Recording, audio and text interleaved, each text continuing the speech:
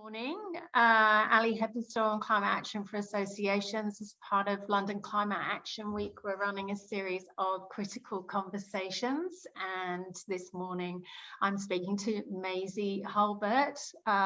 Maisie is Policy Officer at ACEVO, which is the Association of Chief Executives of Voluntary Organisations.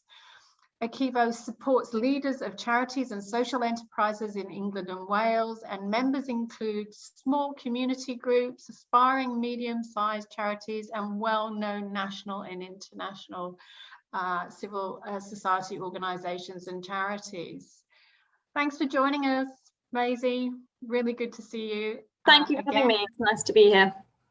I just feel like it's probably quite important that you set the scene in terms of who your members are and how important it is for you as the association representing leaders of civil society organisations and charities. And if you could just start to talk us through the routes that you're starting to take to support the membership, and then perhaps we can cover off what you're doing also internally. Yeah, of course. So in terms of our membership, as Ali said, we're the membership body for chief executives and senior leaders in the charity sector.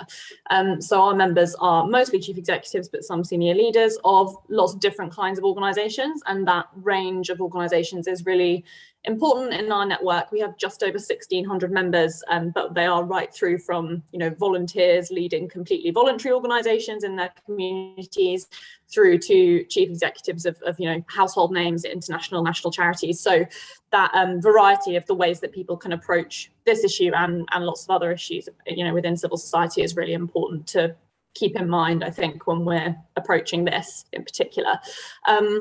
So the reason that we started doing this work is because our members were sort of bringing up the fact that they noted that there's obviously this crisis happening around civil society and within civil society, and that civil society is effectively a network of organisations that have their own impacts on the climate like any other organisation, but also I think a sense that as organisations that are founded and constituted to make the world a better place and to make things good for communities and create safe spaces for them to live in, safe environments, safe societies, that they do perhaps have a particular responsibility in this space that maybe for-profit companies don't feel.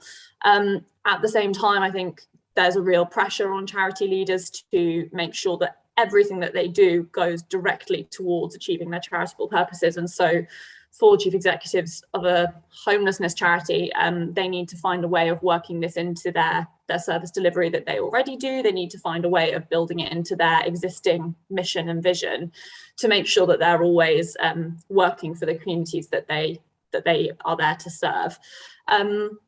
So I think that's the sort of context that civil society leaders are facing, alongside after this year. A lot of the charity sector is working digitally and remotely now.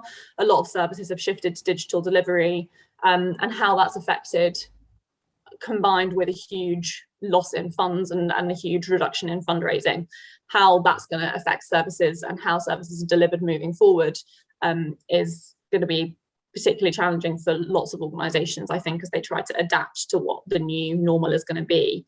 And it's hard to keep prioritising things that feel like huge existential issues when you're trying to just deal with what's been thrown in your lap. So we're here to try and support members, to give them the tools that they need to think about it and to find that space to give this some thought, even though they're so busy with everything else. Yeah. And I think you touched on a really interesting point about how responsible business isn't just about climate action. Your members will also be looking at not only the issues or the challenges that they're trying to represent as organisations, but how to obviously address diversity and inclusion issues and ethics and culture and all the different sort of value chain and social value, achieving social value as well, and trying to blend in the addressing of climate action into that is going to be quite difficult for some. Obviously, some of your members, their entire purpose will probably be very climate and environmentally sort of geared, but then you'll serve a lot of members who aren't. So you just mentioned homelessness, but actually the two things are really connected, aren't they? Mm-hmm.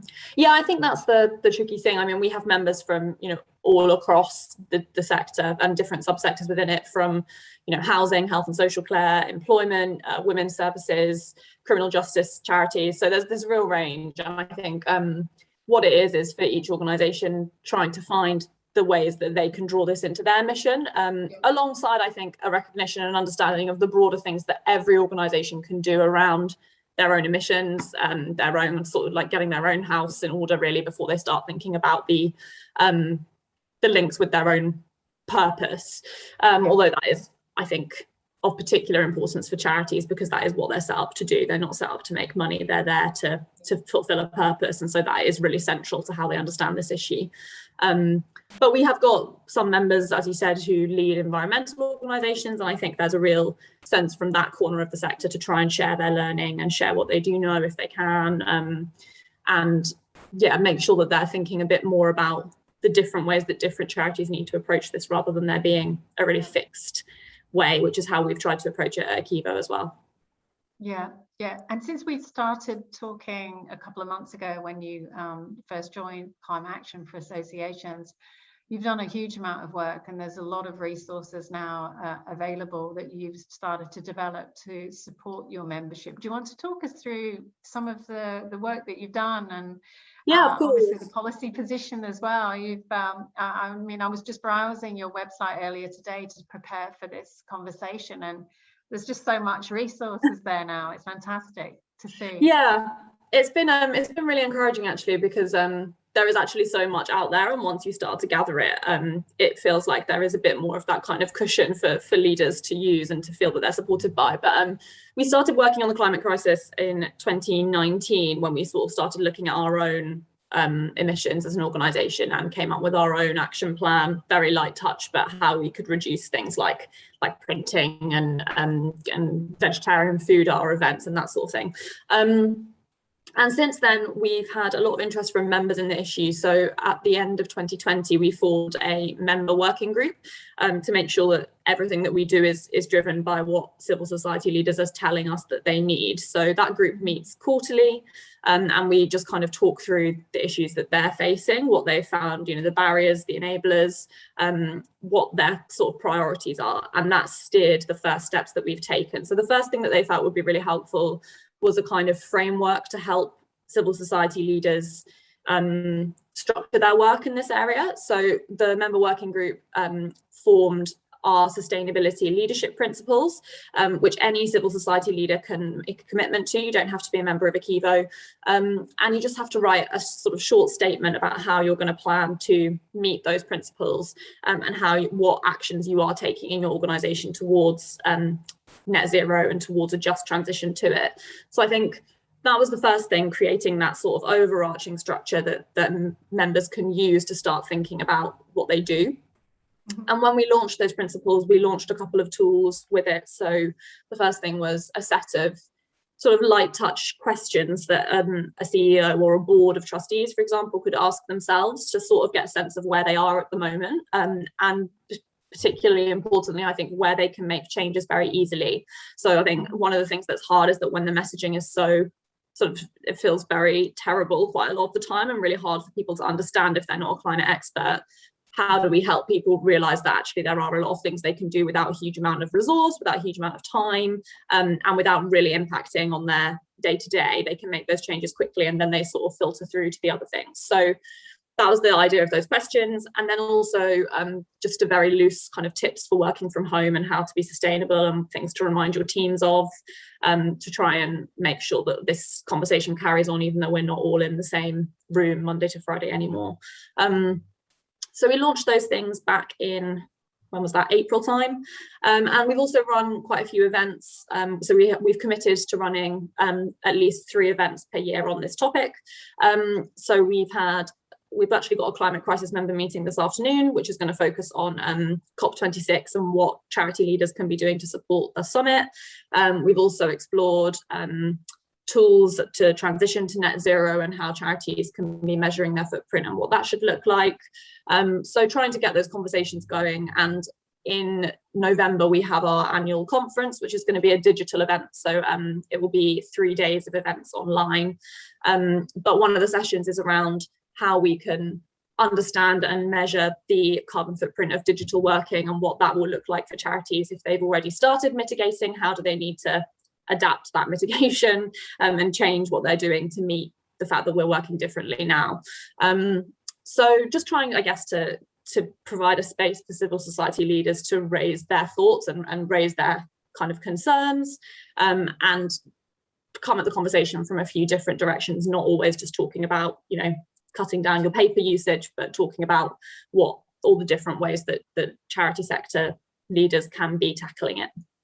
Yeah, so really, really practical things, not necessarily too complex. So the place that you started was very much a let's just see what quick wins, what are the immediate things that we can do as an organization. And I think also the interesting thing, Maisie, and very relevant to obviously climate action for associations, is most membership organizations are charities in their own right. Mm-hmm. So all the principles and all the work that you're doing and all the events that you're running are also applicable to anyone that's potentially listening in today as well. So there's some real key learnings there, and I feel like collaboration, this isn't a journey that any organization can do on their own. It's all around partnership and joining up and learning from one another. In terms of your own internal sort of get your own house in order, practice what you preach. What were you trying to, where did you start with that, and how far have you got to? I think it's difficult because I mean, I'm not an environmental expert. I just have a kind of personal interest in it, as lots of people do. So I don't have the sort of understanding that allows me to make really quick decisions about setting targets and what we should do next. So I think at first we started in a really light touch way, just looking at what we could understand without needing loads of additional expertise. So that was things like, literally kind of measuring paper usage and printing, waste collection. So we had a kind of bin audit done by our waste collector when we were in the office, gave us a sort of rating on how well we were recycling and how well we were dealing with our waste, and just generally kind of making the team more aware of, turning your monitor off, making sure that everything is switched off before you leave. So the sort of really light touch things first. And after that, it just sort of kept expanding. So I think we then started looking at what our kind of unavoidable emissions were. And this was obviously when everything was normal, but we used to run a lot of face-to-face events, so we obviously had all of that travel, our team members traveling quite extensively across the country to deliver those events and facilitate them, but also the kind of secondary impact of knowing that we have members traveling to those events. So we sort of thought about that, and again, it's not a particularly probably not particularly accurate benchmark, but just trying to get a sense of what that looks like and how much we should be looking to offset if that's how we have to work. So then we started thinking about combining some of the reduction processes we were looking into with offsetting solutions and making sure that those were balanced and we weren't relying on offsetting too much. I think that's always a risk. And then since then, we're now at a point, I think, where we want to make that action plan within ACEVO a little bit more robust. So especially now that we don't have an office anymore and we're all working from home. So how do we need to change the approach that we've taken? How do we need to benchmark slightly differently? And I started having a look at the CAFA carbon calculator last week, which is really useful. I think the hardest thing is that it feels like it's something that you have to get completely exactly right, but it might just not be possible to do that when everyone's in different kinds of homes and everyone's working in slightly different ways. So I think we've just been trying to get our heads around what information we can put into that tool to get a good sense of where we're at, and then start working on reduction and what we need to, which areas are most important for us to reduce. So we're just getting started with that, but hopefully over this year we'll be able to get a slightly more robust benchmark and set some slightly more robust targets. That's the idea. Yeah, no, fantastic. It's a great case study, Maisie. I've just had a reminder pop right up in front of my face, switched off. It's a great case study, and it's a really good example to other membership bodies around sort of taking the bull by the horns and really progressing sort of over a period of time. How just for a bit of background information, how many employees are there in ACEVO, just to give our audiences? So there are 14 of us, but we're not all full-time. I can't remember what full-time equivalent would be, but yeah, people work different days. And I think the hardest thing is always feeling like we have to get it right. And I think actually the biggest lesson that we've learned is just starting to do something is the most important thing, because then it does just sort of filter into other activity without you really thinking about it. So yeah, once we started thinking even broadly about it, it kind of started to happen. Not that we've definitely not always got it right, and we're definitely not experts on the climate in and of itself, but it's just starting something, I think, is the only thing that civil society leaders can do at first. You just need to look for something and get away into debate, and then you can get moving a little bit. Yeah. And if you could wave a magic wand to 2030 in terms of what the world looks like in relation to your members and ACEVO, and the aspiration around that, what do you see more holistically? I think I'd like to see all charities with a really strong understanding of the climate crisis as a risk, not just as a risk in terms of a very physical impending risk, but a risk in terms of reputationally, who are you working with? Are you working with green organizations? In terms of your investments, how are you investing your money? Are you investing for long-term sustainable returns, or are you investing in things before they run out? So I think it's that idea of strategic risk for all charities. Have your board actually considered what this looks like for your organization, and not just thinking about it as a kind of impending risk that you can't do anything about, but getting it on your risk register so that you're putting mitigations in place. I think that's the first step for charities, because once the board are thinking about it, it's on their list, so it's part of their priorities, and you can start taking steps.